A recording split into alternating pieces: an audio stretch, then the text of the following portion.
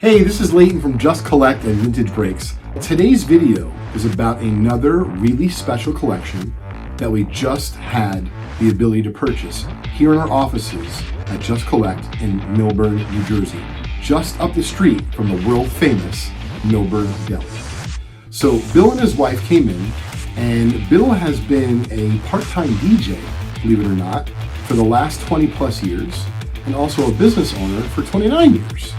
The first item he had was a 1957 Topps baseball complete set. But this just wasn't any complete set.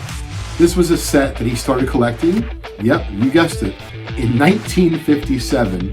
He was getting, he said, 4 cards at a time with a big piece of gum. I think it might have been 5. That being said, I thought it was really cool. He mentions to me, you know, there's no checklist. And I said, oh, you mean no team checklist?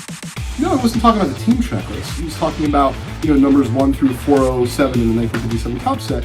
Some of those checklists are pretty tough to find. And he said, well, you know, I was a dummy. I would open up the packs. Some of them would have 2 checklists in it. I'd throw them out. I said, you mean you'd flip them? He said, no, throw them out. I'm like, oh, you know, those are worth some money, Bill. He said, yeah, wait, don't remind me. So anyway, he did have the complete set other than the checklist, what I would call collector grade. The next item that is from the same time period, but we're going to switch sports for a second. We don't come across that many 1957 Topps basketball sets. And what's really interesting, the set is displayed in 9 pocket sheets. Spots 1 and 2, you figure that one of those would be Bill Russell. The Bill Russell was in the 3rd spot. So Bill was explaining to me that Bob Cousy and I believe Tommy Heinsohn, if I'm getting it right, the reason why they're in spots 1 and 2 is they went to the same college he did, Holy Cross. And the 1957 Topps basketball set, albeit it's complete, it is also collector grade, i.e. low grade condition. But nonetheless, still worth thousands of dollars. But speaking of basketball, you wouldn't believe it, he also had a 1986 Fleer basketball set. And I said, why do you have some modern cards along with your vintage?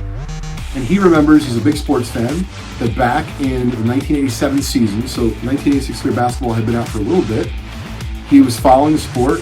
He thought Michael Jordan was really good. He did pull his rookie card out of the pack. The rest of the set is also pack fresh. If we're lucky, we'll get a couple 10s, we'll see from PSA. Back to baseball, he had the 1960 Fleer baseball complete set, which is really interesting. He knows it wasn't worth a lot of money. However, he had a small group of 1961 Fleer baseball. And I said, oh, why didn't you have the set? He said, Leighton, I didn't need this set.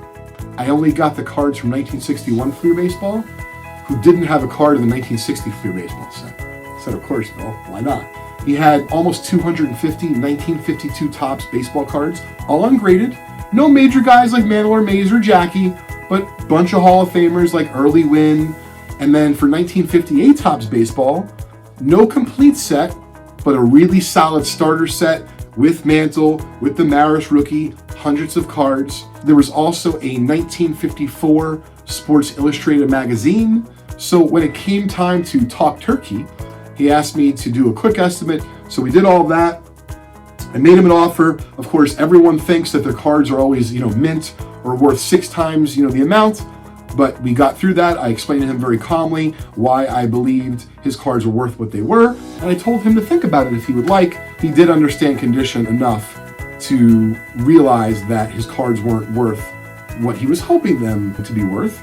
That being said, they were still worth quite a bit of money, north of 5 figures. He did ask me at the end if I had any flexibility, but because of the content and the condition of the cards, I really had made him the best offer that I possibly could.